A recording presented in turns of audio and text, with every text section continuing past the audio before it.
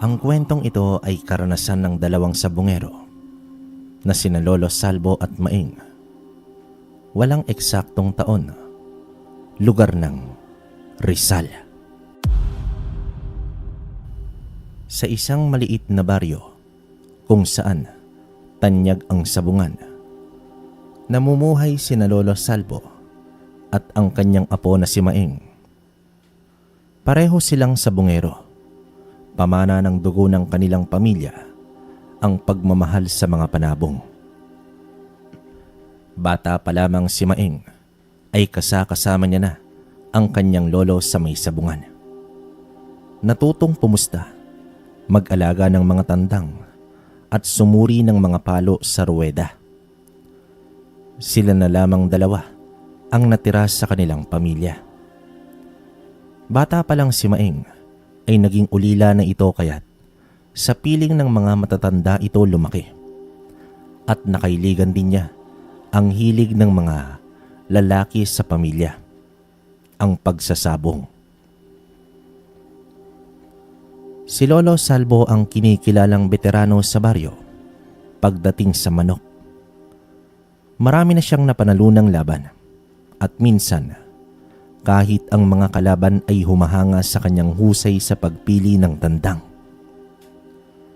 Si Maing naman ay sumusunod sa yapak ng kanyang lolo. Puno ng pangarap na balang araw ay maging kasing galing nito. Ngunit dumating ang isang panahon ng sunod-sunod na pagkatalo. Kahit anong galing ng kanilang mga tandang, tila hindi sila pinalad sa mga laban.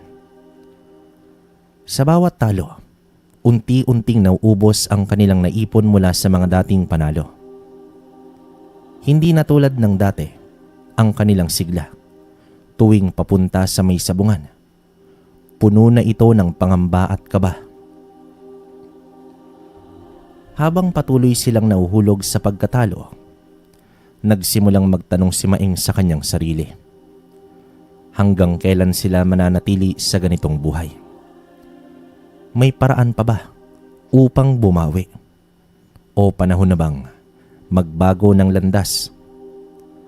At dito magsisimula ang kanilang pinakamalaking laban, hindi sa ruweda, kundi sa tunay na buhay. Matapos ang sunod-sunod na pagkatalo, isang gabi ay nag-usap ng masinsinan sila Lolo Salvo at ang kanyang apo sa ilalim ng lumang lampara sa kanilang tahanan. Tahimik ang paligid. Tanging huni ng kuliglig ang maririnig mo. Malalim ang buntong hininga ni Maing bago siya nagsalita. Lo, hindi ko na matanggap to. Parang hindi na tayo tinatamaan ng swerte. Dati tayo ang kinakatakutan sa sabungan. Pero ngayon, lagi na tayong talunan eh. Nakasimangot na bungad dito ni Maing. Napailing naman si Lolo Salvo. Matagal siyang hindi sumagot. Tila tinimbang ang bigat ng sitwasyon. Ganyan talaga ang buhay, apo. Minsan panalo, minsan talo. Pero iba nga itong nangyayari sa atin. Parang hindi na natural. Sagot dito ni Lolo Salvo. Napaisip naman itong si Maing. Sa tagal nilang nagsasabong, ngayon lang sila hindi nakaranas ng ganitong sunod-sunod na malas. Kaya't may naisip siyang paraan. Kailangan nilang alamin kung bakit laging nananalo si Domingo, ang kilalang veterano sa sabungan, na halos hindi pa natatalo nitong mga nakaraang buwan. Lo, ano kaya kung obserbahan natin si Domingo? Baka may ginagawa siyang kakaiba. Hindi kaya may daya siya? Tanong dito ni Maing. May bahid ng pagdududa sa kanyang mga tinig. Hindi malabong may nangyayaring hindi tama. Matagal ko nang napapansin. Hindi ko lang binibigyang halaga. Pero kung gusto mong malaman ng totoo, apo, mag-ingat tayo. Maraming tao sa sabungan ang hindi madaling pagkatiwalaan.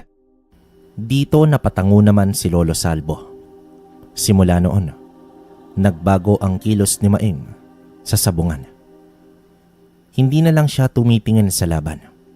Pinagmamasdan niya si Domingo, ang kanyang mga kilos, ang paraan niya sa pagpusta, at ang mga taong nakapaligid sa kanya. Hindi nga nagtagal, may napansin siyang kakaiba.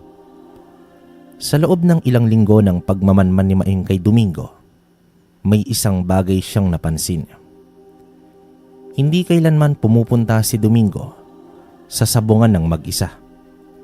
Lagi itong may kasamang matandang lalaki na nakasuot ng lumang sombrero at kupas na kamiseta. Hindi ito lumalapit sa ruweda. Hindi rin ito pumupusta. Ngunit laging naroroon sa tuwing may laban si Domingo. Mas naging mapanuri naman itong si Maeng.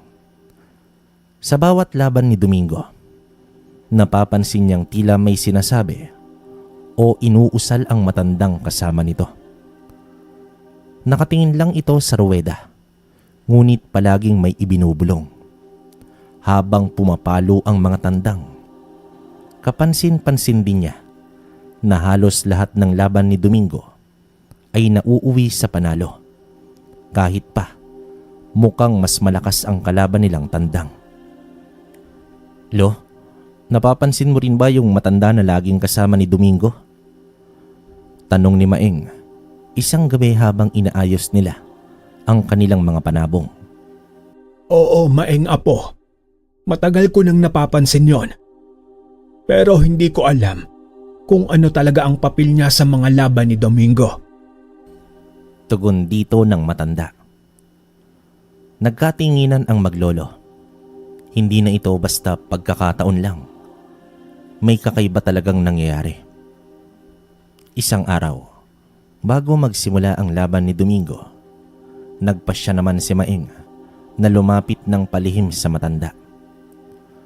Nagkubli siya sa likod ng isang poste malapit sa kinatatayuan nito. Doon niya mas malinaw na narinig ang may hinang bulong ng matandang kasama ni Domingo. Sa iyo ang lakas. Sa iyo ang bilis. Hindi ka matatalo. Nagulat naman itong si Maeng. Parang hindi ito ordinaryong panalangin. Parang may kung anong misteryosong kapangyarihan sa tinig ng matanda. Bumalik naman si Maeng sa kanyang lolo na nag-aantay sa gilid ng sabungan. Lo, may ginagawa yung matanda.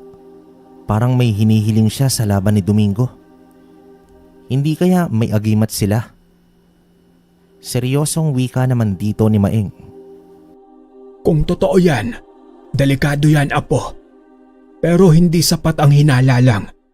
Kailangan natin ng patunay. Tugon dito ni Lolo Salvo. Sa puntong iyon, nagpasya si Maeng.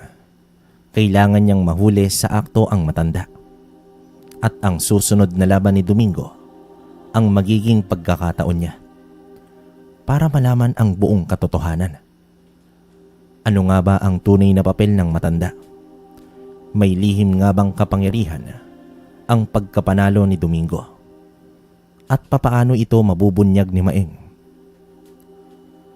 Matapos marinig ang natuklasan ni Maeng, agad naman siyang pinigilan ni Lolo Salvo sa anumang padalos-dalos na hakbang. Apo, hindi natin ito basta pwedeng salubungin nang walang paghahanda.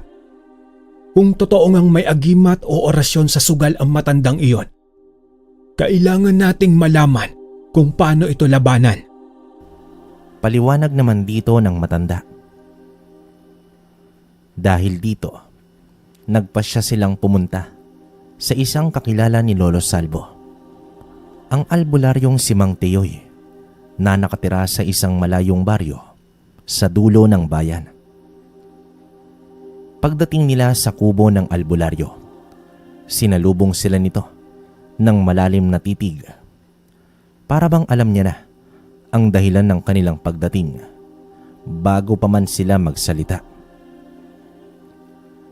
Matapos ipaliwanag ni Lolo Salvo ang tungkol sa matandang kasama ni Domingo, saglit na Nag-isip itong si Mang Teyoy.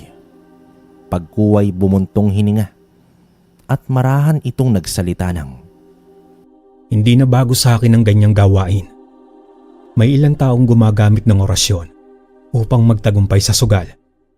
Ginagamit nila ang dasal at bulong upang palakasin ang tsansa ng kanilang panig. wika naman dito ng albularyo. Ibig sabihin kaya pala laging nananalo si Domingo dahil dun sa orasyon ng matandang yon. Gulat na tugon dito ni Maeng. Ganoon na nga, hindi ito basta swerte lang. May paniniwalang ang mga tandang ay maaaring mapaglaruan ng enerhiya ng dasal at orasyon. Kapag ginamit sa sugal, nagkakaroon ng hindi patas na laban. Dagdag na paliwanag pa dito ng albularyo. Nagpalitan ng tingin sina Maeng at Lolo Salvo. Alam nilang tama ang kanilang hinala. Ngunit ang susunod na sinabi ng albularyo ang mas lalong nagbigay sa kanila ng matinding kaba. Madali lang namang kontrahin ang orasyon. Pero may kaakibat itong panganib. Kung matutuklasan ng kalaban na may humahadlang sa kanyang kapangyarihan, hindi siya mag-aatubiling gumanti. At hindi lang ito laban sa sugal minsan. Nauuwi ito sa tunay na panganib. Dagdag na wika pa dito ng albularyo. Tahimik na nag-isip naman si Lolo Salvo. Kung gagawin natin ito, dapat handa tayo sa maaaring mangyari. Tugon dito ng matanda. Ngunit porsigido naman itong si Maeng. Lo, matagal na tayong nalulugi dahil sa daya ang nangyayari. Hindi to patas. Kung may paraan para mapatigil natin si Domingo at ang matandang yon gagawin ko. Wika naman dito ng kanyang apo. Humugot ng isang malalim na buntong hininga si Mang Teyoy bago naman ito tumayo. Pumunta siya sa isang lumang baul at kinuha ang isang maliit na bote ng langis at isang piraso ng pulang tela na may nakasulat na sinaunang simbolo. Kung gusto ninyong labanan ang orasyon ni Domingo, ipahid ninyo ito sa inyong tandang bago ang laban. Ngunit tandaan ninyo, sa oras na makita ng matanda na hindi na umeepekto ang kanyang orasyon, maghahanap siya ng dahilan. At kapag nalaman niyang may pumipigil sa kanya, baka hindi lang sa sabungan mauwi ang gulong ito. Mariing babala dito ng albularyo. Handa na nga ba sina Maeng at Lolo Salvo sa mas malaking laban ng kanilang susuungin? At ano ang magiging reaksyon ni Domingo at ng matanda kapag bumaliktad ang kapalaran sa may sabungan? Pagka-uwi mula sa bahay ni Mang Teyoy, tahimik lang sina Lolo Salvo at Maeng. Bagaman may solusyon na sa kanilang problema, may kaakibat itong panganib. Alam nilang hindi basta-basta ang kalabang kanilang haharapin. Hindi lang ito tungkol sa sugal, kundi sa isang bagay na hindi nila lubos na nauunawaan. Sa loob ng kanilang bahay, naupo naman itong si Maeng sa bangkong kahoy habang nakatanaw sa mga natitira nilang tandang sa maliit na kulungan. Halos maubos na ang kanilang mga panabong sa sunod-sunod na pagkatalo. Kahit anong gawin nila, tila hindi naman sila makabawi. Lo, hindi ko alam kung tama bang hayaan na lang natin ito. Pero natatakot din ako sa maaaring mangyari kung kontrahin natin ang orasyon nila. Tugon dito ni Maeng. Halatang nag-aalinlangan ito sa kanyang sinabi. Umiling naman dito si Lolo Salvo bago ito sumagot sa kanyang apo. Ang sugal, apo, hindi lang laging tungkol sa panalo at pagkatalo. Minsan, kailangan mong marunong lumaban sa tamang paraan.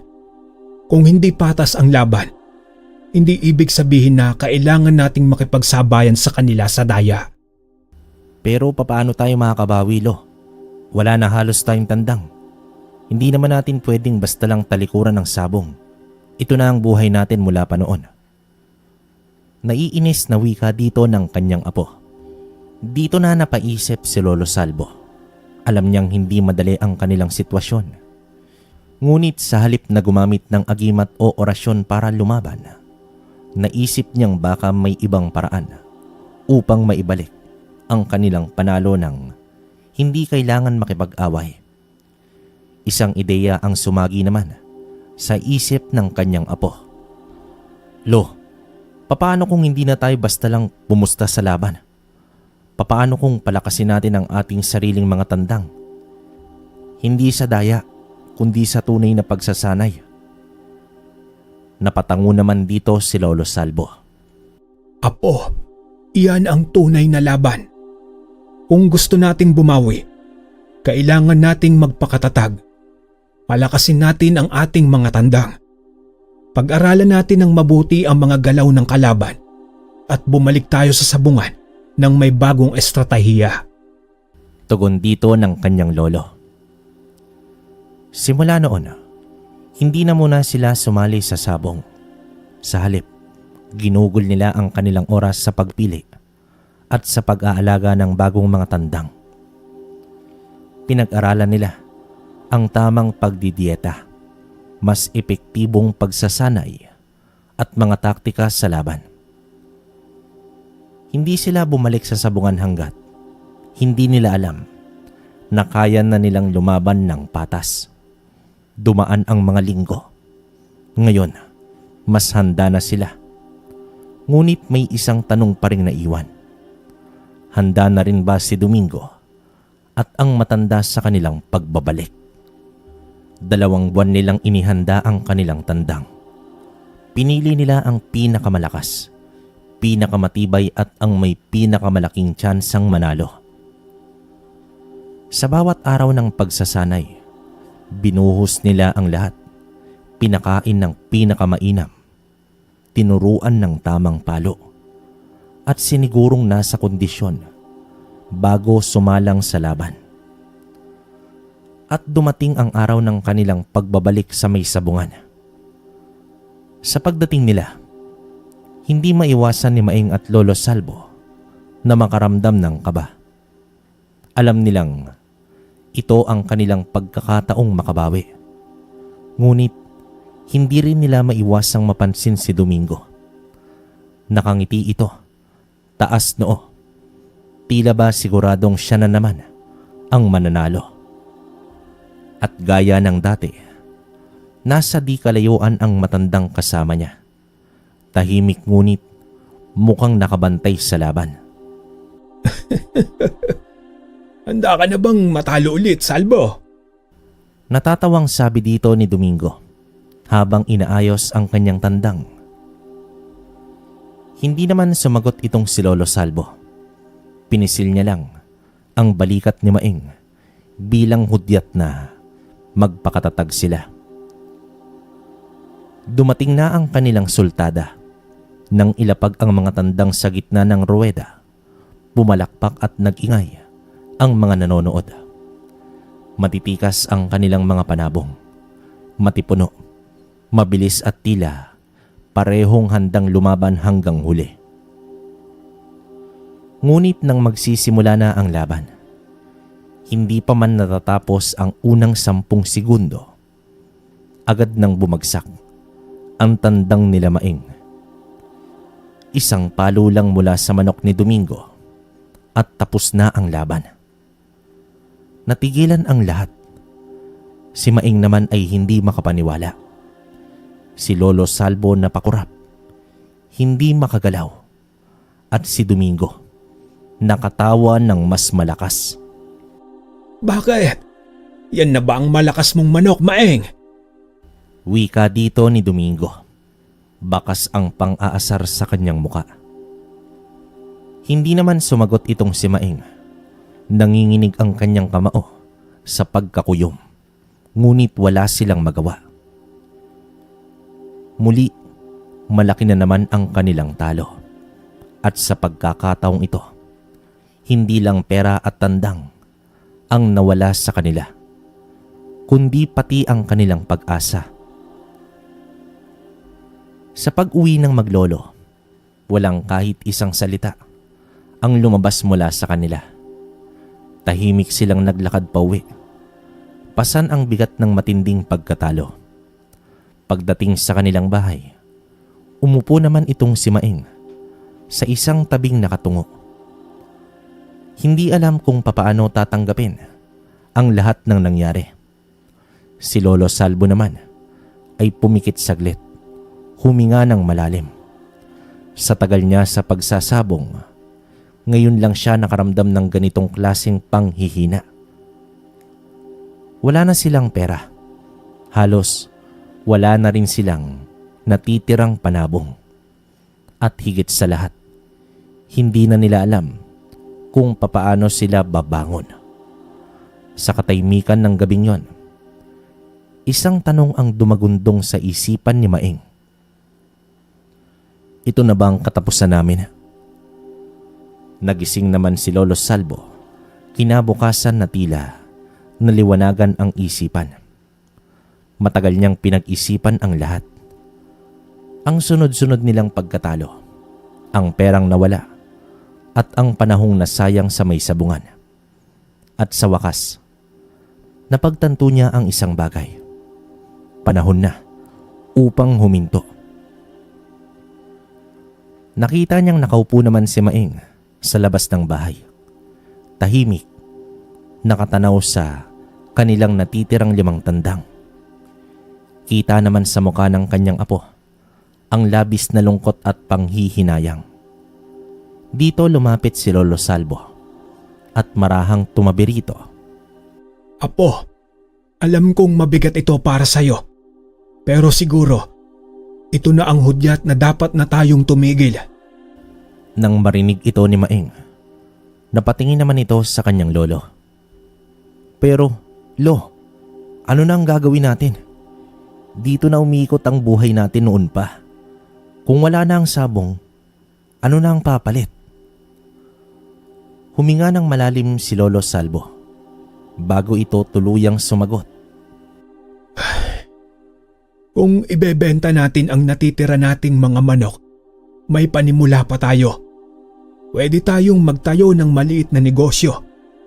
Hindi natin kailangang umasa sa sugal para mabuhay. Tugon dito ng kanyang lolo. Hindi naman nakasagot itong si Maing. Alam niyang tama ang kanyang lolo, pero mahirap tanggapin. Gayunpaman, sa sobrang dami nilang talo, napagod na rin siya. Sa huli, nagkasundo silang ibenta ang natitirang 5 tandang, ngunit sa hindi inaasahan. Isang hindi paboritong bisita ang dumating sa kanilang bahay. Si Domingo mismo. Pagpasok ni Domingo, taas noo itong ngumisi sa kanila. Balita ko, pinebenta nyo ang mga natira nyong tandang. Aniya, habang nagmamanman sa paligid. Nagpanting ang tenga ni Maing, para bang insulto ang biglaang pagbisita ng kanilang matagal ng kalaban. Magsasalita na sana ito nang biglang kinabig siya ni Lolo Salvo. Senyales na maghinay-hinay muna ito. Oo, Domingo. Ibinebenta nga namin. Mahinang sagot dito ni Lolo Salvo. Naglakad naman si Domingo palapit sa mga kulungan at tiningnan ang mga manok. Pagkatapos ng ilang saglit, tumawa naman ito ng mahina. Sayang, magaganda pa naman ang mga ito. Pero dahil magkaibigan naman tayo, bibilihin ko na lahat at bibigyan ko kayo ng magandang presyo. Nagpalitan ng tingin si Maing at Lolo Salvo. Ang inaasahan nilang insulto ay nauwi sa isang malaking sorpresa. Hindi lang binili ni Domingo ang mga tandang, binayaran pa niya ito sa presyong mas mataas kaysa sa inaasahan nilang dalawa. Nakadama ng matinding inis itong si Maing. Para bang ipinapakita ni Domingo na kaya niyang bilhin hindi lang ang kanilang mga manok, kundi pati na rin ang kanilang pag-asa. Ngunit bago pa siya makapagsalita, Naramdaman niya ang kamay ng kanyang lolo sa kanyang balikat. Minsan, apo, ang pinakamatalinong laban ay hindi ang paglaban. Bulong dito ni Lolo Salvo. Tinanggap nila ang alok ni Domingo. At bago naman ito umalis, nag-iwan pa ito ng isang mapang-asar na pagtawa. Sayang, hindi ko na kayo makikita sa sabungan. Pero kung gusto ninyo, dumaan kayo sa linggo. Manood lang kayo ng laban. Habang papalayo si Domingo, hindi naman maiwasan ni Maeng ang bumuntong hininga. Ano sa tingin mo, Lo? Pupunta ba tayo ng sabungan sa linggo? Maiging tanong niya sa kanyang lolo. Ngumiti lang naman ito si Lolo Salvo. May bahid ng pangunawa sa kanyang mga mata. Depende sa iyo, Apo Maeng. Pero sa tingin ko, may mas mahalaga tayong dapat pagtuunan ngayon. Ang bagong simula natin. Tugon dito ng kanyang Lolo Salvo. At sa unang pagkakataon, sa kabila ng lahat ng kanilang pinagdaanan, ngumiti itong si Maeng. Alam niyang mahirap ang kanilang pasya, pero sigurado siya sa isang bagay. Hindi na siya babalik sa lumang mundo na puno ng pagkatalo. Sa unang pagkakataon, matapos ang maraming taon, hindi bilang mga sabongero, kundi bilang mga tindero, sa tapat ng sabungan, lumipas ang araw ng linggo para kay Lolo Salvo at Maeng. Maaga nilang binuksan ang kanilang maliit na tindahan. Naghanda sila ng mainit na kape, sigarilyo, tinapay at iba pang paninda na madalas sinahanap ng mga pumupunta sa sabungan. Hindi rin nagtagal, dumami ang mga tao na nagpapalipas ng oras sa kanilang pwesto bago pumasok sa loob ng ruweda. Pero habang lumalakas ang sigawan mula sa loob ng sabungan, hindi maiwasan ng maglolo na makaramdam ng matinding tukso. Para bang may kung anong humihila sa kanila, pabalik sa dati nilang mundo. Si Maeng, abala sa pagsandok ng kape. Bigla itong napahinto nang marinig ang malakas na hiyawan. Napalunok naman siya ng kanyang laway. Alam niyang isa iyon sa pinakamainit na laban. Napatingin siya kay Lolo Salvo na tahimik lamang na nakaupo sa tabi. Nakatingin sa malayo pero halata rin ang pangungulila sa kanilang dating gawi. Lo, baka naman pwede tayong sumilip lang kahit sandali. Bulong dito ni Maeng. Hindi maalis ang kiliti sa kanyang mga paa. Napangiti rin si Lolo Salvo pero umiling ito. Apo, yan ang pinakamasamang desisyon. Alam mo kung bakit? Dahil pag sumilip tayo ngayon, bukas babalik na naman tayo sa loob at sa isang linggo, baka nasa ruweda na ulit tayo. Tugon dito ng kanyang Lolo Salvo. Napabuntong hininga si Maeng. Tama ang kanyang lolo. Kung babalik sila ngayon, mawawalang saysay ang kanilang lahat na pinagdaanan. Maya-maya, matapos ang huling laban, naglabasan na ang mga tao. May mga masaya, may mga dismayado. May ilang bumili ng sigarilyo at kape sa kanilang tindahan. Isang matandang kakilala ni Maeng, si Goryo, ang dumaan at bumili ng sigarilyo. Pag-abot ni Maeng sa paninda, bigla namang bumuntong hininga si Goryo at nagsabing, "Dalawang panalo na naman si Domingo. Magagandang mga panabong niya ngayon, lalo na yung isang pulang manok na nabili niya nung isang araw." Biglang napatingin si Maeng at Lolo Salvo sa isa't isa. Walang duda, maaaring isa sa mga nanalong tandang ni Domingo ay dating kanila. Nanginig ang kamao ni Maeng. "Lo, kung tayo pang may hawak sa mga yon, tayo sanang nanalo." Gigil na wika dito ng binata.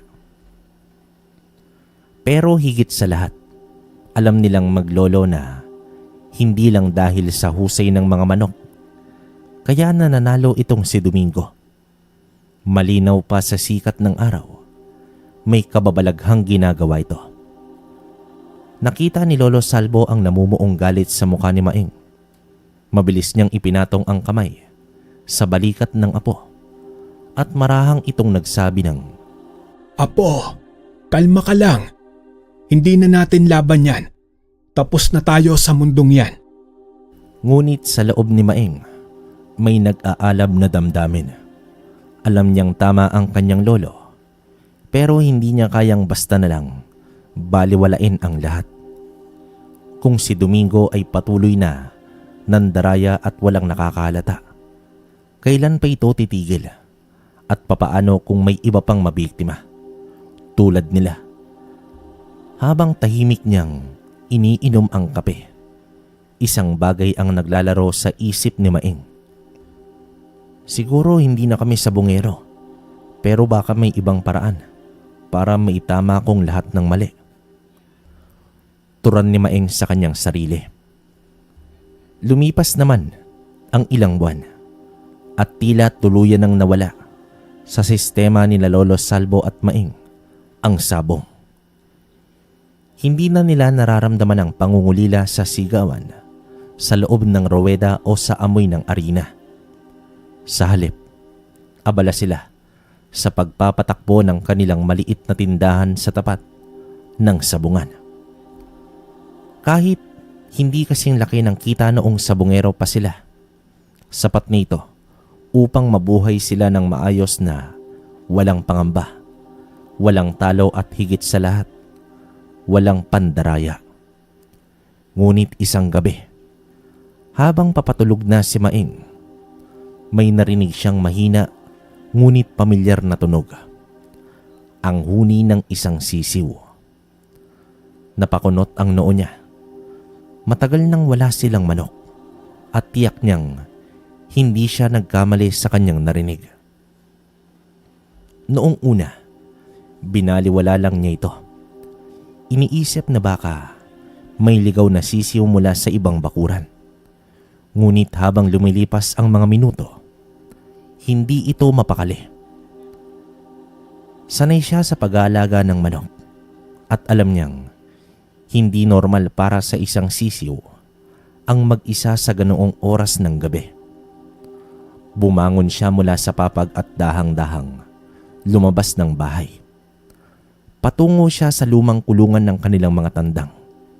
Sa ilalim ng malamlam na liwanag ng buwan, hinanap niya ang pinagmumulan ng huni. At doon niya ito nakita.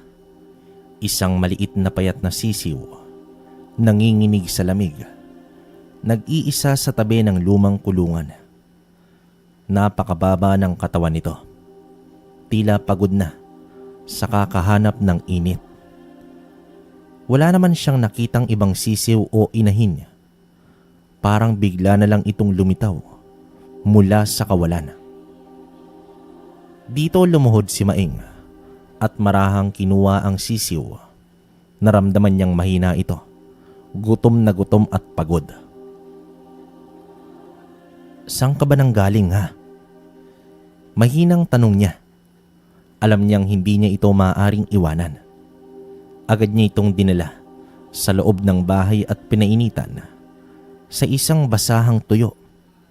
Naghanda rin siya ng konting pagkain para dito. Durog na mais at patak ng maligamgam na tubig upang bumalik ang lakas nito. Habang pinagmamasdan niya ang munting nilalang, dito napaisip si Maeng. Parang siya at ang kanyang lolo rin noon, naligaw, nawala pero nakahanap ng bagong landas. Ngunit ang isang tanong ay hindi niya maiwasang isipin. Papaano napunta rito ang sisiw na yon? At bakit parang itinadhana na siya ang makakita rito?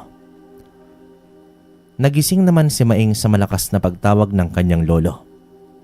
Maeng apo, Ano itong nakikita ko sa may kulungan? Agad naman siyang bumangon at lumabas. Nakita niyang nakatayo si Lolo Salvo sa harap ng lumang kulungan ng kanilang mga manok. Nakakunot ang noo nito habang nakatitig sa maliit na sisiw na nasa loob. Bakit may sisiw rito?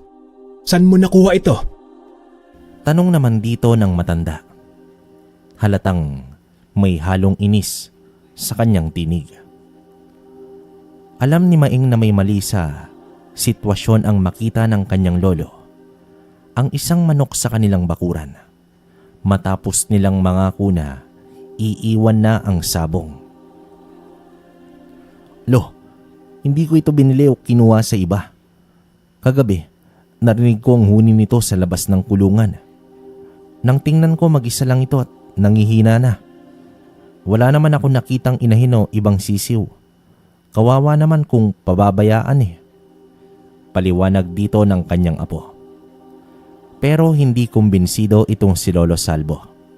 Kahit pa, Maeng, alam mong mali ito. Hindi tayo dapat bumalik sa dati nating buhay. Sinabi na natin sa isa't isa na tapos na tayo sa sabong. Galit na tugon dito ng kanyang Lolo Salvo. Napayuko na lamang si Maeng. Alam niyang may punto ang kanyang lolo. Kahit isa lang itong sisiw ngayon, baka ito ang maging dahilan upang muli silang mahulog sa mundo ng pagsusugal. Anong balak mong gawin dyan? Tanong dito ni Lolo Salvo. Ako na lang ang bahala rito, Lolo. Hindi ko naman balak isali to sa sabong eh. Hindi rin ako bibili ng iba. Gusto ko lang itong buhayin. Tugon dito ni Maeng. Sinusubukang kumbinsihin ng kanyang lolo. Pero umiling lang si Lolo Salvo. Kung talagang gusto mong buhayin yan, ibigay mo na lang sa iba. Iwasan na natin ang anumang may kinalaman sa manok. Mariing pagtutol dito ng matanda. Napabuntong hininga naman itong si Maeng. Alam niyang tama ang kanyang lolo, pero sa hindi may paliwanag na dahilan. Hindi niya kayang basta na lang ipamigay ang sisiw. May kung anong humihila sa kanya upang alagaan ito. At kaya, sa kabila ng pangako nila ng kanyang lolo, gumawa siya ng isang desisyon. Kinagabihan, nang makatulog na si Lolo Salvo, dahan-dahan niyang kinuha ang sisiw at dinala ito sa isang abandonadong kubo sa may di kalayuan sa kanilang bahay. Nilinis niya ang isang bahagi ng kubo. Gumawa ng maliit na pugad at sinigurong ligtas ang sisiw mula sa anumang hayop na maaaring manakit dito. Dito niya itinago ang sisiw, palihim na aalagaan ng hindi nalalaman ng kanyang lolo. Habang nakaupo naman sa tabi ng munting nilalang, napaisip naman itong si Maeng. Bakit ba parang hindi ko kayang bitawan ka? Bulong niya sa kanyang sarili. At sa isip niya, naglaro ang isang bagay na ang sisiw na ito ay hindi isang ordinaryo at maaaring dala nito ang isang mas malaking dahilan na hindi pa niya nauunawaan. Napangiti at napailing na lamang itong si Maeng. Sa loob ng ilang araw na lihim na pag-aalaga ni Maeng sa sisiw na yon, napansin niya naman ang isang bagay na hindi pangkaraniwan. Napakabilis ng paglaki nito. Karaniwan ilang linggo bago magbago ang itsura ng isang sisiw. Pero sa loob lamang ng halos isang linggo, unti-unti na itong nagkakaroon ng malalakas na pakpak at mas matibay na pangangatawan. Ano? Imposible to. Bulong niya habang pinagmamasdan ang sisiw sa kanyang harapan. Makalipas pa ang ilang araw. Isang umaga, habang dala niya ang pagkain para sa sisiw, ay natigilan siya sa kanyang nakita. Sa loob ng kulungan ng abandonadong kubo, hindi na ang maliit at payat na sisiw ang naroroon. Sa halip, isang napakagandang tandang na kulay puti ang nakatayo roon. Tuwid ang tindig, matikas na matikas. Para itong isang mandirigma na buong tapang na nakatitig kay Maeng. Para bang hinihintay nito ang kanyang iuutos. Lumapit naman siya at pinagmasdan itong mabuti. Ang bawat balahibo nito ay makinis at kumikintab sa liwanag ng umaga. Ang mga paa nito ay matitigas at matutulis ang mga tahid. Saktong-sakto para sa isang sabong. Wala namang duda kung ilalaban nito sa ruweda. Siguradong magwawagi ito. Biglang bumilis ang tibok ng puso ni Maeng. Alam niyang naroroon na naman ang tukso, ang tawag ng sabong, ang posibilidad ng muling pagkapanalo at ang pagbagon mula sa mga pagkatalo nila noon. Pero agad niyang iniwasan ang isipan iyon. Hindi na kami babalik doon. Mahina niyang sabi sa kanyang sarili. Kinuha niya ang dalang pagkain at inilagay ito sa harapan ng manok. Sige na, kumain ka lang. Hindi kita isasali sa sabong, kaya huwag kang umasa. Parang nauunawaan siya ng tandang. Tahimik itong kumain habang si Maeng ay umalis na. Pilit nilalabanan ang bumabalik na damdamin sa kanyang puso. Habang naglalakad pabalik sa tindahan, hindi niya maiwasan ang magtanong sa kanyang sarili. Ano ka ba talaga? Saan ka nang galing?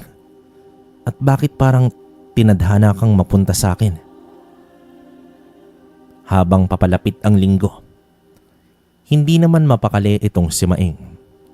Sa bawat sigaw ng sabungero, sa di kalayuan, sa bawat dumadaang lalaki sa tindahan nila na may bitbit na panabong, pakiramdam niya ay may bumubulong sa kanya. Tawag ng sabungero, tawag ng laban. Pinilit niyang lumaban, pinilit rin niyang kalimutan. Pero sa kaibuturan ng kanyang puso, alam niyang isang desisyon lang ang maaari niyang gawin. At iyon ay bumalik sa ruweda. Sabado ng gabi, habang nakahiga, matagal siyang nakatitig sa kisame. Alam niyang mali ito. Alam niyang kapag nahuli siya ni Lolo Salvo, tiyak na malaking gulo ang mangyayari. Pero sa kabila ng lahat, hindi niya kayang pigilan ang sarili. Kinabukasan linggo ng umaga, nagkunwaring masama ang pakiramdam ni Maeng. Agad namang nag-alala itong si Lolo Salvo. Diyan ka lang, apo. Ako na ang bahala sa tindahan. Tugon dito ng kanyang lolo. Nang makaalis ang matanda, mabilis nang kumilos itong si Maeng. Kinuha niya ang puting manok. Puting tandang na pinangalanan niyang Talisay. Habang papunta sa may sabungan, ramdam niya ang paghalo ng kaba at pananabik. Matagal na rin simula nung huling beses siyang tumapak sa ruweda. Pero ngayong bumalik siya, iba ang pakiramdam na bumabalot sa kanya. Pagdating niya sa may sabungan, agad siyang napansin ng mga kilalang sabungero. Oh, Maeng, akala ko ba'y tumigil ka na? Sigaw naman dito ng isa niyang kakilala. Pero ang pinakanagulat sa kanya ay si Domingo. Nasa malayong sulok ito. Nakaupo kasama ang matandang lalaki na laging kasama nito. Napansin ni Maeng ang pagngisi ni Domingo. Bagamat nagulat ito sa kanyang muling paglitaw, may kumpiyansa sa kanyang muka. Tila isang hari na hindi takot sa bagong hamon. Lumapit naman si Maeng sa mesa upang irehistro ang kanyang dalang manok at tuluyan na siyang sasabak muli sa isang sabong. Ilang saglit lang, tinawag na ang laban. Nagharap ang dalawang tandang. Ang panlaban ni Domingo, isang malaki at matikas na pulang tandang. At si Talisay ang mahiwagang puting tandang na lumaki ng mabilis. Sa pagpasok ng ruweda, biglang naramdaman ni Maeng ang malamig na tingin ng matandang lalaki na kasama ni Domingo. Tulad ng dati, tahimik itong bumubulong. Para bang may kung anong mahika na ginagamit sa laban. Pero nang sandaling yon, parang may ibang nangyari. Nang magsimula ang laban, agad na lumundag ang pulang tandang ni Domingo. Mabilis at agresibo tulad ng inaasahan. Ngunit bago pa nito matamaan si Talisay, isang mabilis na galaw ang ginawa ng puting tandang. Isang mabilis na lipad, isang eksaktong sipa at sa isang iglap, bumagsak ang pulang tandang ni Domingo. Tahimik ang buong sabungan. Nanlaki ang mga mata ni Domingo. Sa unang pagkakataon, tila hindi gumana ang orasyon ng matanda.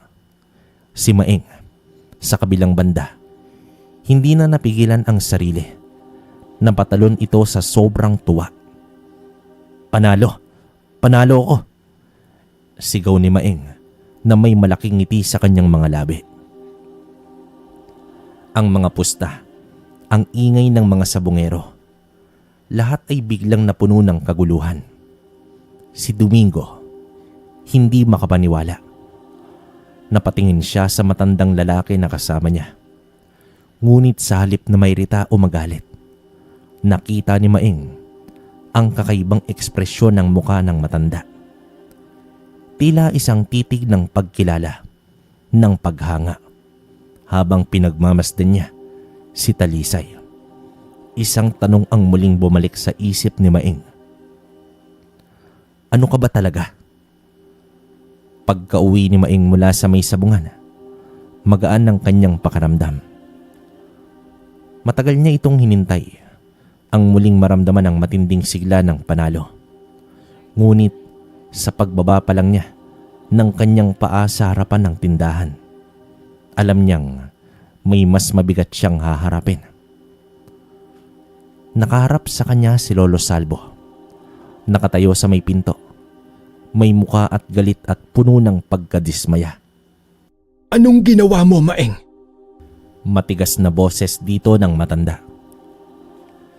Hindi na kailangan tanungin pa ni Maeng kung papaano nalaman ng kanyang lolo. Sa isang maliit na bayan na tulad ng kanila, mabilis kumalat ang balita. Lalo na kung tungkol sa isang dating sabungero na bumalik sa dating ruweda. Lo, hindi ko sinasadyang bumalik. Pero alam kong hindi ordinaryong manok si Talisay.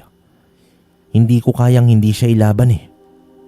Sagot naman dito ng kanyang apo. Lalo namang nagdilim ang mukha ni Lolo Salvo.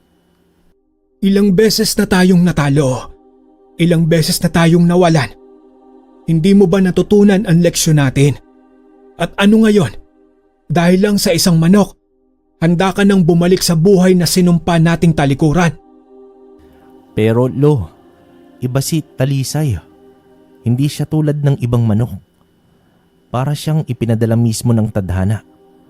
At tingnan mo naman, nanalo tayo. Sa wakas, tinalo natin si Domingo. Nagagalak na wika dito ng binata. At ano ngayon, Maeng? Anong susunod? Aasa ka na naman sa swerte. Babalik ka sa mga dating bisyo. Seryoso at galit na tugon dito ng matanda. Hindi naman nakasagot itong si Maeng. Alam niyang may katwiran ang kanyang lolo. Pero para sa puso niya, may bahagi siyang nagsasabi na hindi lang ito tungkol sa sugal. May mas malaking dahilan kung bakit napunta sa kanya si Talisay. Biglang may humintong kalabaw sa tapat ng tindahan. Bumaba naman mula rito si Domingo. Kasama ang matandang lalaki. Ngumiti ito nang makita si Maeng. Magaling, Maeng. Hindi ko inaakalang may itinatago ka palang alas. Ang ganda ng labang kanina ah. Pagbati naman dito ni Domingo. Hindi na sumagot si Maeng, pero ramdam niya ang titig ng matandang lalaki sa tabi ni Domingo. Matatalas ang mga mata nito. Para bang binabasa ang buong pagkatao ng puting tandang na nasa kanyang bisig. Diretso na tayo sa usapan. Bibilhin ko ang manok mo, Maeng. Sabihin mo ang presyo. Biglang sabi naman dito ni Domingo. Napatingin si Maeng sa kanyang lolo, ngunit hindi ito nagsalita. Pasensya ka na, hindi ko siya binibenta. Madiing sagot dito ng binata. Natawa naman itong si Domingo at nagsabi ng, Ano? Huwag kang magbiro, Maeng. Alam mong malaking halaga ang kaya kong ibigay. 5,000 piso. 10. Sabihin mo lang. Kayang-kaya kong bayaran. Mas lalo namang tumigas ang mukha ni Maeng sa kanyang narinig. Di ba sinabi ko na, hindi ko siya binibenta? Sandaling katahimikan ang bumalot sa pagitan nila. Si Domingo ay hindi mukhang galit, ngunit ang matandang kasama niya ay tila mas lalong tumalim ang titig kay Talisay. Maya-maya, sa unang pagkakataon, dito nagsalita ang matanda. Saan mo nakuha ang manok na iyan, iyo? Malumanay na boses naman dito ng matanda. Nagpantig naman ang tenga ni Maeng. Wala kayong pakialam. Basta ang alam ko, akin siya at hindi ko siya ibibenta. Tumango-tango naman ang matandang si Hernan, sakay ito bumaling kay Domingo. Hindi ko inaasahan ito, Domingo. Pero ang manok na yan, hindi pangkaraniwan. Iyon na nga bang sinasabi ko eh. Sabat naman dito ni Maeng. Hindi mo ako naiintindihan, bata. Ang manok na yan, may dalang misteryo. At kung hindi mo alam ang tunay nitong pinagmulan, baka isang araw, ikaw mismo ang pagbayaran nito. Mahina ngunit matigas ang sagot dito ng matanda. Anong ibig mong sabihin? Kunot noong tanong dito ni Maeng. Ngunit hindi na sumagot ang matanda. Tumalikod dito at muling sumakay sa kariton. Kasama naman si Domingo na mukhang naiinis sa nangyari. Mag-iiba ang ihip ng hangin, Maeng. Kapag nagbago ang isip mo, alam mo kung saan ako hahanapin. Huling wika ni Domingo bago ito tuluyang sumakay. Habang papalayo ang kariton, naramdaman ni Maeng ang bigat ng mga sinabi ng matanda. Napatingin siya kay Talisay na tahimik lang sa kanyang braso. Ano ba talaga ang totoo? Sino ka ba, Talisay? Tanong niya sa kanyang isip. Tahimik na naglakad pa uwi ang maglolo. Wala silang imikan. Alam ni Maeng na masama pa rin ang loob ni Lolo Salvo, ngunit hindi niya alam kung papaano ito aayusin. Pagdating sa bahay, dahan-dahan niyang inilagay si Talisay sa lumang kulungan ng manok. Tila ba ikaw ang dahilan ng lahat ng ito? Mahina niyang bulong sa puting tandang. Sa kabila ng lahat, hindi niya magawang itapon o ibenta itong si Talisay. Pakiramdam niya, may mas malaking dahilan kung bakit dumating ang manok na ito sa kanyang buhay. Sa paglipas ng oras, bumigat ang hangin. Napansin ni Maeng na parang masyadong tahimik ang paligid. Ni hindi umaawit ang mga kuliglig at ang malamig na hangin ay may dalang hindi maipaliwanag na kaba. Maya-maya pa, biglang nagising ang maglolo sa gitna ng gabi. Isang malakas na, garalgal na tunog ang pumuno sa dilim. Kasunod nito, may mga yabag at kaluskos na tila nagmumula sa labas ng bahay. Napabalikwas si Maeng. Hindi iyon normal na ingay ng hayop. Si Lolo Salvo naman bagamat may edad na, ay agad na bumangon at dahang-dahang sumilip sa maliit na siwang ng bintana. Ngunit sa kanyang pagsilip, agad siyang napaurong at napasigaw. Aswang! Nanlamig naman itong si Maeng. Hindi pa siya nakakakita ng aswang sa buong buhay niya. Pero batid niya ang mga kwento tungkol sa mga nilalang na ito.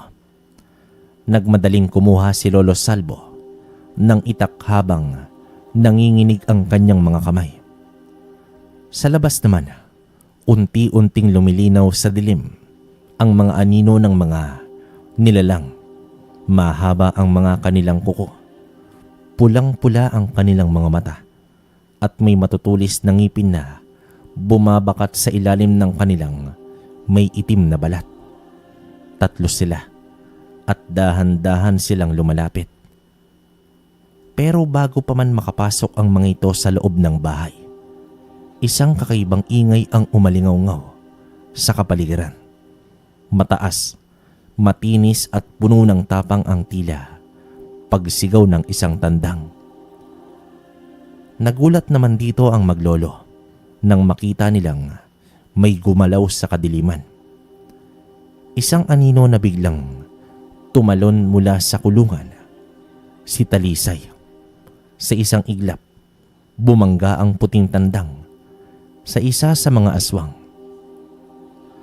Dito napasigaw ang halimaw ng biglang mapatras.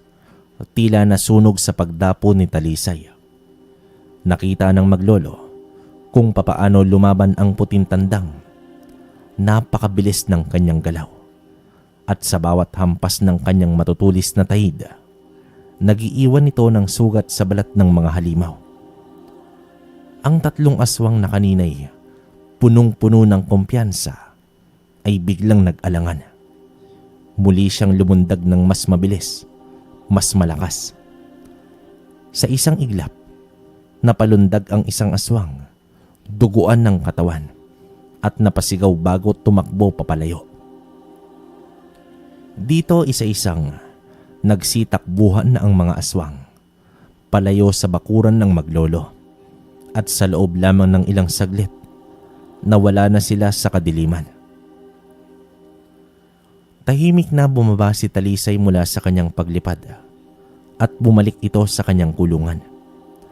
Parang walang nangyari. Napahawak naman si Maing sa kanyang dibdib. Habol-habol ang hininga.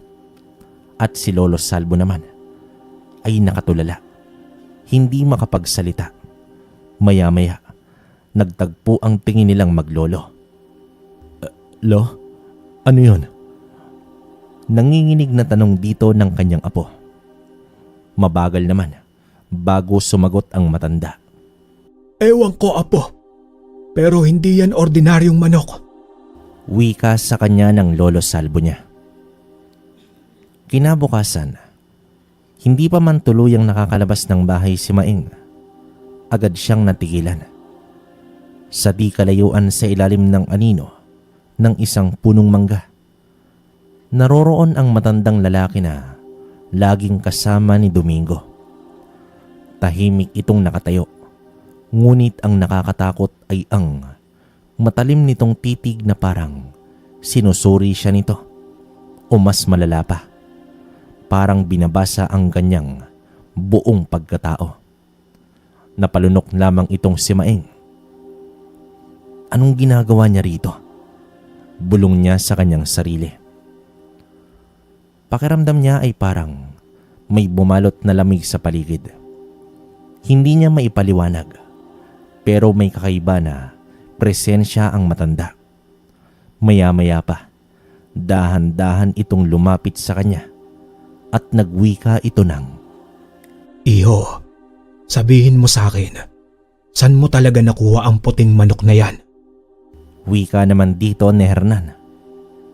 Hindi naman agad nakasagot itong si Maing. Hindi niya alam kung dapat ba siyang sumagot o tumakbo pabalik sa loob ng bahay. Anong pakialam mo? Matapang niyang sagot kahit naramdam niyang nanginginig na ang kanyang kamay. Umangat ang isang kilay ng matanda at nagwika ito ng, Kung alam mo lang kung ano talaga ang hawak mo, Iho, baka hindi mo yan ipagmalaki. "Anong ibig mong sabihin?" Napapalunok na wika ni Maeng. Umiling naman ang matanda. Sakay ito humakbang, palapit pa sa kanya. Hindi mo ba naisip kung bakit biglang lumitaw ang manok na yan? Hindi mo ba napansin ang kakaibang bilis ng paglaki niya? At hindi mo ba nakita kung paano siya lumabang kagabi? Napapaatras naman itong si Maeng. Paano nalaman ng matanda ang tungkol sa laban kagabi? Anong alam mo?" Nauutal na tanong dito ng binata. Dahang-dahang ngumiti ang matanda. Pero hindi iyon pangkaraniwang ngiti. Para bang puno ito ng sikreto at babala. Ang manok na yan, hindi pangkaraniwan. At kung hindi mo pa rin alam kung bakit, dapat kang matakot. Wika pa dito ng matanda. Lalong lumakas ang kabog ng dibdib ni Maeng. Bago pa siya makasagot, bigla namang bumukas ang pinto at dito lumabas si Lolo Salvo. Agad niyang napansin ang matanda at napakunot ang noo nito. Anong ginagawa mo rito? Matigas na tanong dito ni Salvo. Humakbang paatras ang matanda pero hindi nawala ang ngiti sa kanyang muka. Nagpapahayo lang sa batang ito. Baka kasi hindi niya alam kung anong klaseng nilalang ang inaalagaan niya. Sagot naman dito ni Hernan. Dahil sa mga sinabi nito, lalong nagduda itong si Maeng. Ano ba talaga ang sikreto ni Talisay? Bakit takot ang matandang ito sa kanya? At higit sa lahat, sino ba talaga ang matandang ito? Bago pa makasagot itong si Salvo, biglang tumalikod ang matanda at naglakad ito papalayo sa kanila. Mag-iingat kayo dahil hindi lang kayo ang nakakaalam sa totoo. Huling sabi nito. Habang papalayo ito, hindi pa rin makagalaw itong si Maeng. Napatingin siya kay Lolo Salvo na tila nag-iisip ng malalim. "Lo, anong gagawin natin?" Mahina niyang tanong sa kanyang lolo. Matagal naman bago sumagot ang matanda. Pero nang magsalita ito, may bigat ang kanyang tinig. Kailangan nating malaman ang katotohanan tungkol kay Talisay bago pa mahuli ang lahat. Sagot dito ng kanyang lolo Salvo. Sa muling pagbisita ni Hernan, wala na ang anyo nitong tila payapang matanda. Ang dating malamig na mga mata nito ay ngayon ay puno na ng panggigigil at pananakot. Huling beses ko nang aalokin ka, bata. Ibigay mo sa akin ang puting tandang na yan at titigilan ko na kayo. Madiing bulalas dito ni Hernan.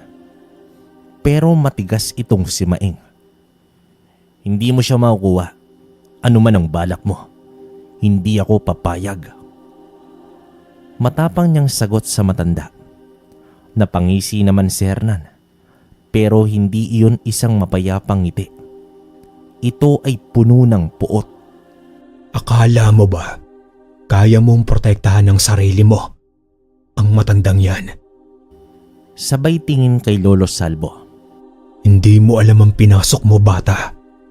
Ang manok na yan ay hindi mapapa sa iyo. Hindi mo naiintindihan ang kapangyarihan na dala niya.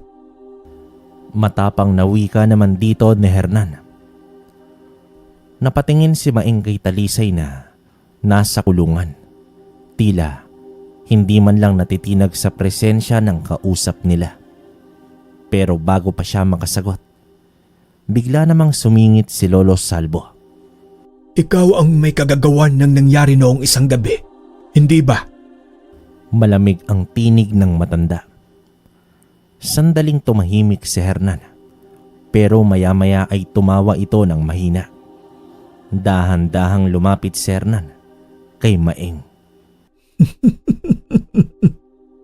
Tama ka, matanda. Pinapunta ko ang mga alagad ko para kunin ang puting tandang. Pero nagulat ako. Kaya palang lumaban ng tandang na yan. Mariing wika ni Hernan. Nag-init ang dugo ni Maeng sa kanyang narinig. Ano ka ba talaga? Isa ka rin ba sa kanila? Aswang ka rin ba? Singhal niya dito. Umiling naman itong si Hernan, pero may ngiting pilit na pinipigil. Mas malala pa ako sa kanila, bata. Mahinang sagot nito. At sa isang iglap, ang dating anyong matandang mahina ay unti-unting nagbago. Humaba ang kanyang mga daliri. Tumalim ang kanyang mga kuko. Ang kanyang balat ay unti-unting naging mas maitim. At ang kanyang mga mata ay naging pulang-pula. Parang nagliliyab ito sa galit. Napalunok na lamang si Maeng habang umaatras si Lolo Salvo. Mariing hawak ang kanyang itak. Sinasabi ko na sa iyo, Apo. Hindi pangkaraniwang nilalang ang kaharap natin. Bulong naman dito ni Salvo. Muli namang nagsalita si Hernan. Ngunit sa pagkakataong ito, mas mababa at mas matalim ang kanyang tono. Kung hindi mo ibibigay ng kusa ang tandang na yan, pipilitin kitang gawin ito. At sa isang iglap, biglang nawala si Hernan sa kinatatayuan niya. Isang malakas na hangin ang dumaan sa pagitan ng maglolo. At mula sa kanilang likuran, isang malalim na tinig ang nagmumula kay Talisay. Nakapwesto na ito sa harap ng kanyang kulungan. Ang kanyang mga pakpak ay bahagyang nakabuka at ang kanyang malagintong mata ay nakatitig kay Hernan. Muling ngumisi naman itong si Hernan. Mukhang alam na niya kung sino ang tunay niyang kalaban. At sa isang iglap, lumundag ito papunta sa puting tandang. Ngunit hindi na naghintay pa itong si Talisay. Sa bilis na hindi maabot ng mata, tumalon ito at sinalubong si Hernan sa ere. Isang malakas na kalabog ang narinig, kasabay ng puwersang pagyanig sa lupa. Nagkasalubong ang dalawa. Halimaw laban sa isang misteryosong tandang. At doon na nagsimula ang tunay na labanan. Lumabas na rin ang iba pang aswang at mabilis na pumanhik ng bahay ang maglolo. Sa gitna ng kaguluhan, habang halos madurog na sa laban si Talisay kay Hernan at sa mga aswang, biglang lumitaw ang isang nakakasilaw na liwanag sa gitna ng bakuran. Napataras ang maglolo habang si Hernan at ang kanyang mga kasama ay tila nasunog sa liwanag na iyon. At mula sa liwanag lumitaw ang isang engkantong puti. Ang kanyang buhok ay kulay pilak at ang kanyang balat ay animoy kumikinang sa ilalim ng buwan. Ang kanyang mga mata ay may mga malamig ngunit puno ng kapangyarihan. Iginuhit nito ang isang bilog sa ere gamit ang kanyang mga kamay. At sa isang iglap, dito napatras ang mga aswang na tila may kung anong pumipigil sa kanila. Hernan, matagal na kitang minamanmanan. Oras na upang tapusin ito. Malamig ngunit matigas ang boses ng engkanto. Nangingit-ngit si Hernan, pero halata ang takot sa kanyang muka. Ngunit hindi naman natinag dito ang engkanto. Ang tandang nito ay hindi siya pangkaraniwan. Siya ay ipinadala upang labanan ang kasamaan na tulad mo. Ngunit dahil din sa kanya, napilitan akong lumantad. Lalo namang lumakas ang loob ni Maeng sa kanyang narinig. Sino ka ba talaga? Tanong dito ng binata. Saglit na tumingin sa kanya ang engkanto. bago bumalik ang tingin kay Hernan. Ako ang tagapangalaga ng mga nilalang na tulad ni Talisay. At ngayon, dapat ko nang tapusin si Hernan. Sagot dito ng engkanto. Sa isang iglap, gumuhit ang hangin sa pagitan ng engkanto at ng halimaw. Nagsimula ang isang labanang hindi pa nakikita ng maglolo. Engkanto laban sa halimaw. Talisay laban sa mga aswang. Ang kanilang tahimik na buhay ay tuluyang nagbago. At sa gabing yon, isang matinding sagupaan ang magpapasya kung sino ang tunay na magwawagi, ang liwanag o ang dilim. Matapos ang matinding sagupaan, nanumbalik ang katahimikan sa kanilang bakuran. Wala na si Hernan at naglaho na rin ang engkanto. Iniwan lamang ang malamig na hangin at ang liwanag ng buwan na tila nagpapaalala sa kanila ng nangyari. Pero sa gitna ng lahat, nanatili lamang si Talisay. Nakaupo ito sa kanyang kulungan, tila walang bahid ng sugat. Ngunit ang kanyang mga mata ay puno ng di maipaliwanag na lalim. Dito huminga ng malalim si Maeng at dahan-dahang lumapit sa kanyang tandang. Hindi ka ordinaryong manok, hindi ba? Mahina niyang tanong habang hinahaplos ang ulo nito. Sa loob ng maraming buwan, inakala niyang muling ibabalik ni Talisay ang dati niyang buhay bilang isang sabungero.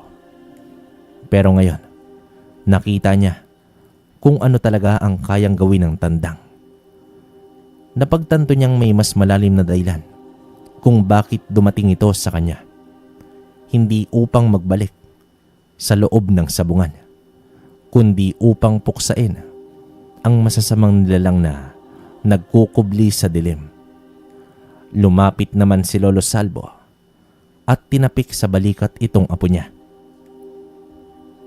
Ang dating sabungero na ang mundo ay umiikot sa sugal ay ngayon ay may panibagong layunin sa buhay, ang maging tagapangalaga ng isang pambihirang nilalang na siyang nagbabantay laban sa kasamaan. At mula sa gabing yon, nagsimula ang isang bagong yugto sa buhay ni Maeng. Isang bantay sa dilim kasama ang kanyang tandang na puti. Sa paglipas ng mga buwan, naging bahagi ng gabi-gabing buhay nila Maeng at Lolo Salvo ang panibagong sabong.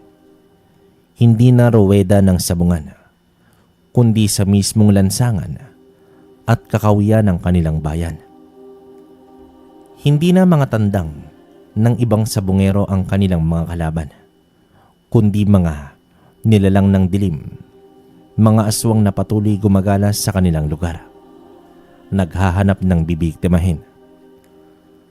Sa tuwing maririnig nila ang kakaibang alulong sa gabi o ang huni ng ibong hindi pangkaraniwan, alam na nilang oras na namang kumilos.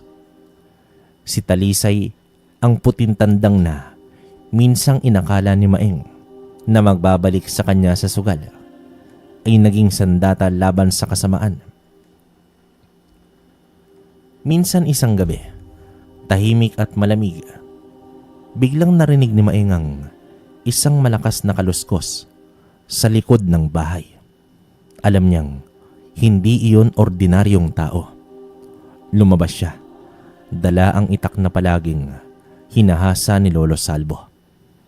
At sa isang kumpas ng kamay, lumundag mula sa kanyang kulungan si Talisay.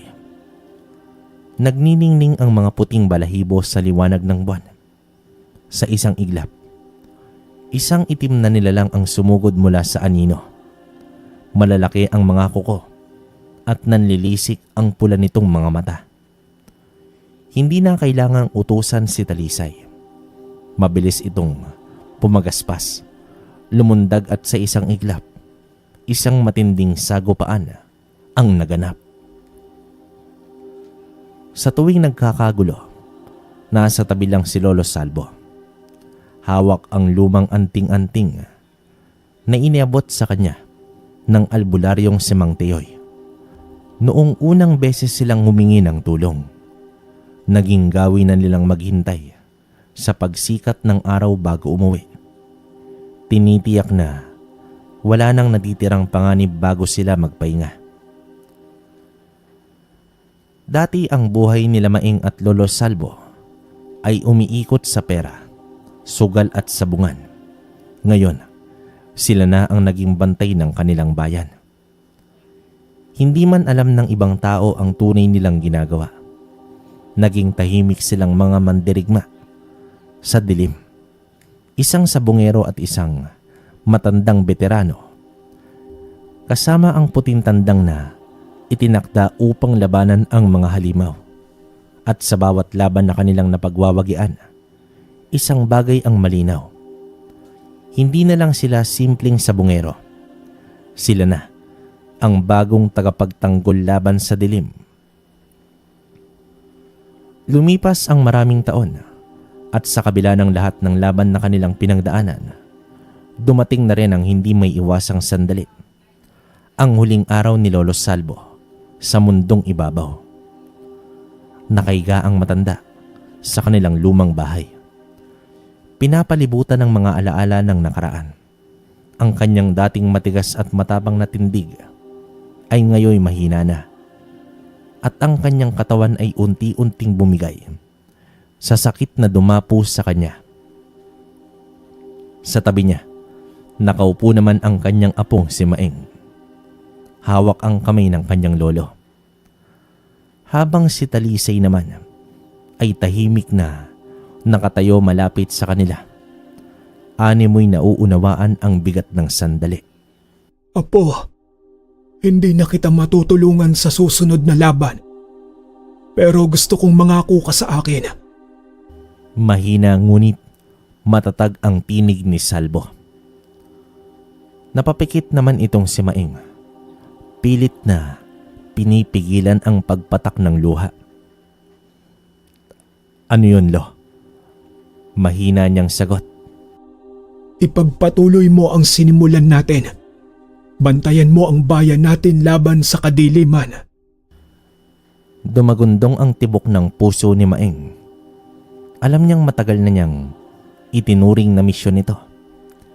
Pero iba pa rin kapag ang taong pinakamalaga sa kanya ang nagsusumamo na ipagpatuloy niya ang laban. Hindi naman nagdalawang isip itong si Maing. Hinawakan niya nang mahigpit ang kamay ng kanyang lolo at tumango. Pangako, Lo. Hindi ako titigil. Hindi kita bibiguin sa pangako ko. Isang mahinang ngiti ang sumilay sa labi ng matanda. Mabuti. Mabuti naman, Apo. At sa huling pagkakataon, bumuntong hininga si Lolo Salvo at tuluyan ng namahinga. Hindi naging madali para kay Maing ang mawalan ng lolo. Sa mga sumunod na araw, ang tahimik nilang bahay ay tila naging mas malungkot. Wala na ang paulit-ulit na kwento ng matanda. Wala na ang kanyang matigas na tinig na sumisigaw sa tuwing magpapabaya si Maing. Pero sa kabila ng lungkot, may isang nilalang na nanatili sa kanyang tabi. Si Talisay. Nakatayo ito sa tabi ni Maing. Parang sinasabi sa kanya na hindi siya nag-iisa. At nang dumating ang unang gabi, matapos ang paglilibing ni Lolo Salvo, muli niyang narinig ang mga kaluskos sa dilim. Alam niyang hindi pa tapos ang laban. Sa unang pagkakataon, hinarap ni Maing ang kadiliman na wala na ang kanyang lolo at tanging kasama lamang niya ang kanyang puting tandang. Hindi na siya ang dating Maing na sabungero. Ngayon, siya na ang tagapagtanggol ng kanilang bayan. At sa kanyang dibdib, dala niya ang pangako sa kanyang Lolo Salvo na habang siya'y nabubuhay, hindi siya magpapatalo sa dilim. Ang kwentong ito ay nagpapaalala sa atin na may higit pa palang plano ang tadhana sa ating buhay. Mga pangyayari na hindi nating inaasahan. Mga bagay na hindi natin lubos maisip na mangyayari pala sa atin. Ang pagyakap sa tadhanang ipinagkaloob ng buhay sa atin ay isang magiting na gawain. Okay, komento ko, grabe tong kwento natin. Kumbaga parang makapigil hininga talaga, no? Alam niyo yung kabaryo, hindi siya purong aswang, talagang minimal lang eh. Pero nandun yung parang, kasi ako, habang ninanarrate ko yung mga ganitong storya, alam mo yung parang nadadala ka sa kwento. Talagang naramdaman ko yung emosyon, lalo na nung huling yugto ng kwento natin kung saan na maalam si Lolo Salvo. Pati ako, parang bumigat yung loob ko. Kaya lang, mas mabuti na yung gano'n na kumbaga nawala si Lolo Salvo dahil sa katandaan niya. Diba? Kasi alam naman natin na mandirigma tong dalawang bida natin. Hindi lang sila Antingero o Albularyo. Talagang mandirigma sila. Yun nga lang, mas mabuti na dumating yung ganong punto na sa katandaan kaysa naman sa kamay ng mga masamang nilalang, diba? So, yun para sa akin. Nakakalungkot pero maganda. May aral talagang binitawan tong kwento natin. Halos lahat naman pero grabe to. Saka yun nga, hindi ko rin masabi kung anong uri ng engkanto to si Talisay. Siguro alaga to, no? Alaga ng engkanto. Yun, grabe. Napakagaling sa mga sabongero dyan. Huwag kayong mawala ng pag-asa. May pag-asa pa. Si Talisay. Yan. So, kabaryo, kung may komento kayo sa kwento natin, comment nyo sa baba, babasahin namin. At muli, maraming salamat sa patuloy ninyong pagsuporta sa ating channel na Kwentong Baryo. Konti na lang, 100k na tayo. Salamat sa inyo. Suportahan nyo rin sana yung isa nating channel na Kwento ni Kabaryo. Yan. Doon halos same lang lahat. Kumbaga, magaganda rin yung kwento natin doon. Pati na rin sa Kwentong Kalakbay. Yun nga pala, baka maiba yun. Mawawala na yung boses ni Jen pero dalawa pa rin kami ni Otits na maririnig nyo sa Kwentong Kalakbay. So, paano?